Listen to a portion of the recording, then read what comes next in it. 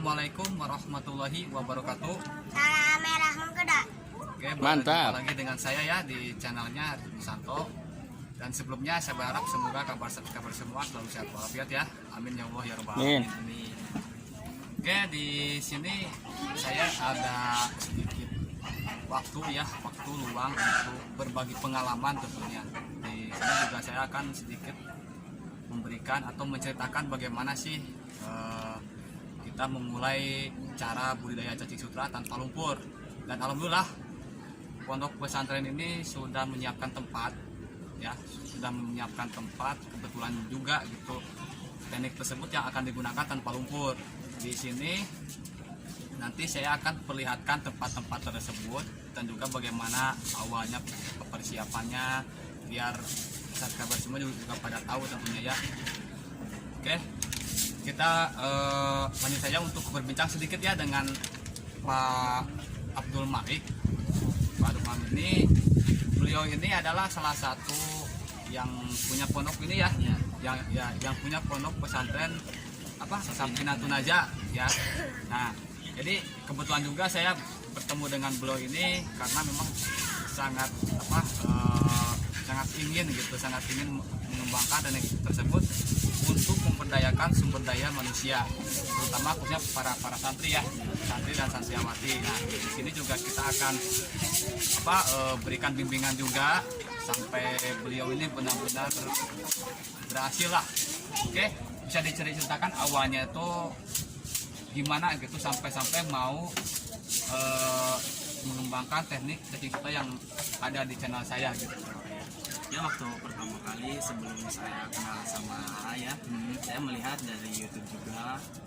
Ternyata saya terinspirasi karena hobi saya sebelum menjadi pimpinan pondok pesantren, karena ini pondok pesantren punya perintisnya bapak saya. Nah, dari sini saya merasa ingin mengembangkan, dari saya melihat dari channel A juga mengembangkan sumber daya manusia. Itu sumber daya manusianya siapa? Itu seorang santri ya betul.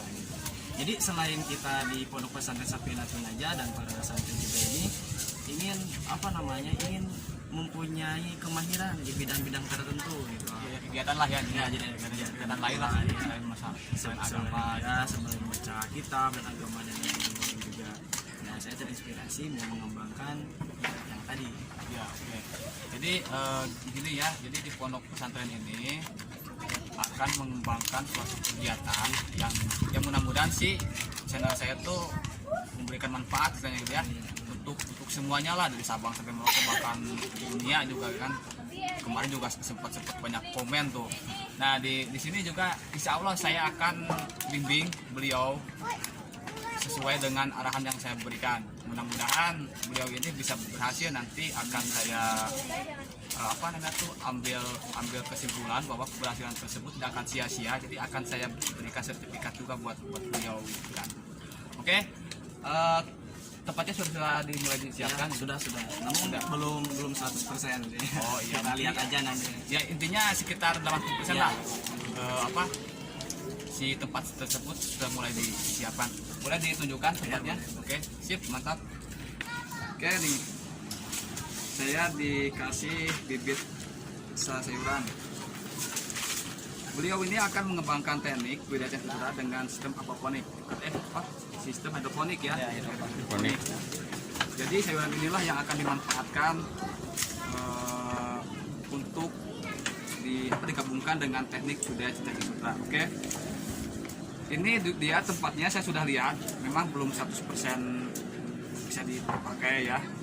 Tapi setidaknya gitu kan, ini sudah ada usaha untuk mau mulai istilahnya kan, untuk dimulailah. Bisa diperhatikan, tolong tempatnya itu. Oke, saya akan kalau bisa nanti dijelaskan sedikit gitu. Ini tuh bagaimana sistem masalah pengairannya gitu. Ya, boleh. Boleh diceritakan? Ya, jadi gini ya. Untuk yang paling bawah ini adalah kolam. Kolam ini isikan air sama ikannya. Ikan tuh ikan komet, ikan koi juga ada di sini. Nah, Jadi apa yang kata bicarakan tadi nggak akan ada apa namanya yang terbuang ya. Oh iya, semuanya. Oke, kita akan tunjukkan dari sistem matrika sekarang ini perairan. Ya kenapa di sini saya bertingkat karena kita buat ini seperti penyaring ya. Yang pertama ini buat tanaman sayuran. Yang pertama itu pakcoy atau yang kedua ini buat kangkung. Nah, referensi ini kita ambil dari kolam ke atas. Langsung ini bisa memakai barang bekas ini semua dari barang bekas. Dan di sini ini adalah bak penampungan. Bak penampungan ini akan dialirkan ke yang tingkat yang pertama ke tanaman pakcoy, yang kedua ke kangkung, yang ketiga lah baru ini ke cacing sutra yang tanpa memakai lumpur, dan yang kedua sampai terakhir ya, terus kembali dan kembali gitu lah. Oke, jadi kesimpulannya gini ya. Ini bak ini tujuannya sebagai penampung air ya. Tetapi penampung air ini tidak kita diamkan. Kita diisi dengan ikan, dan tujuan ikan tersebut ini sebagai predator cadar. Tahu kan? Nah, seperti telur nyamuk atau apalah gitu kan, jentik-jentik nyamuk. Jadi nantinya sama ikan tersebut akan dimakan. Dan nanti saya yakin ya, nanti di talang air, di talang air ini yang cacing sutra itu insya Allah tidak akan tumbuh cacing darah. Tapi itu juga pasti ada tentunya ya, cuman masalahnya sedikit lah. Nah, kesimpulannya juga tadi yang dikatakan bahwa itu adalah penampung air.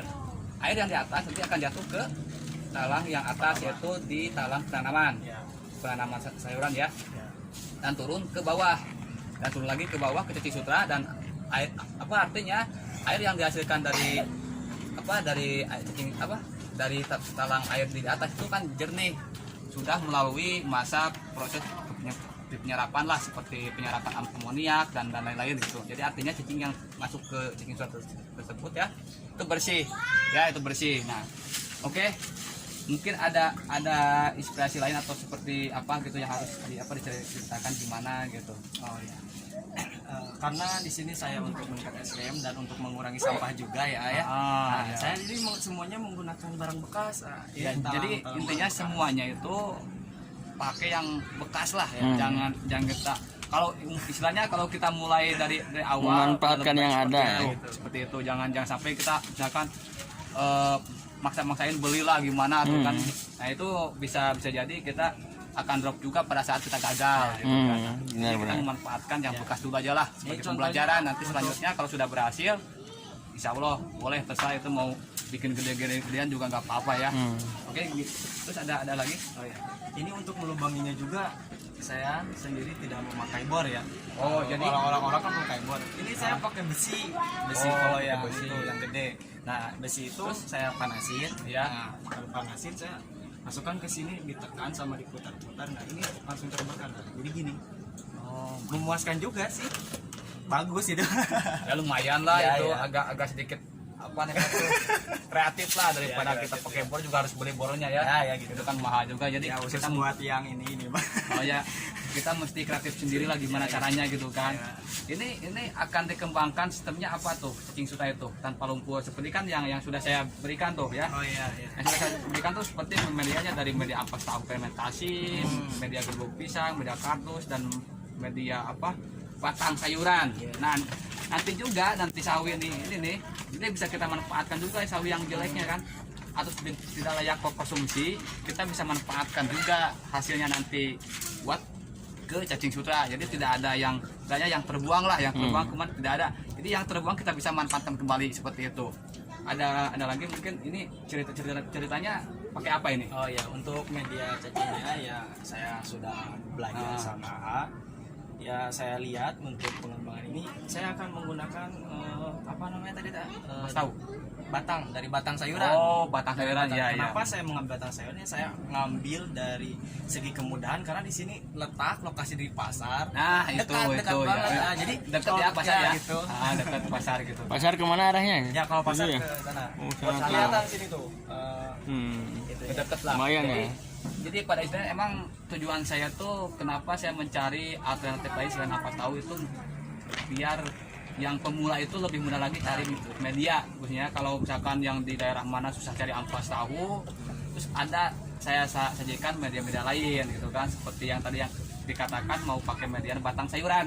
Nah, mau pakai media gedung pisang juga bisa, kardus bekas juga bisa, insya Allah lah gitu. Tapi dan saya juga akan terus memberikan support kepada beliau ya, agar terus semangat dalam mengembangkan teknik budidaya cacing sutra. Mantap. Yang akan digunakan sama beliau itu dengan media batang sayuran saja.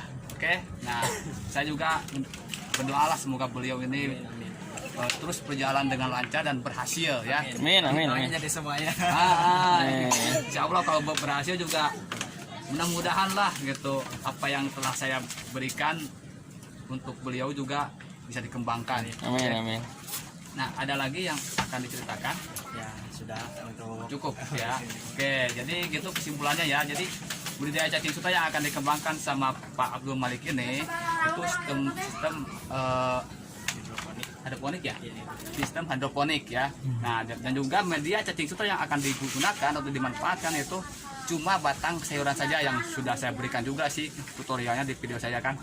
Oke, cukup sekian penjelasan tentang bagaimana sih cara saya berbincang-bincang dengan beliau ini dan juga bagaimana tadi caranya beliau bisa ingin sekali mengembangkan budidaya cacing sutra dan tujuan maksudnya yaitu untuk mengembangkan sumber daya manusia. Oke, semoga beliau ini lancar dan sukses. Saya mendoakan. Oke, cukup sekian dari saya. Semoga video ini memberikan inspirasi juga yang baru untuk rekan-rekan semua, Amin. subscriber semua, dan mudah-mudahan saya berharap subscriber semua yang pemula, insya Allah saya doakan berhasil dalam memulai budidaya cacing sutra. Amin, amin. Oke, salam satu media, salam merah menggoda. Wassalamualaikum warahmatullahi wabarakatuh. Mantap. Amalin dengan Sofi.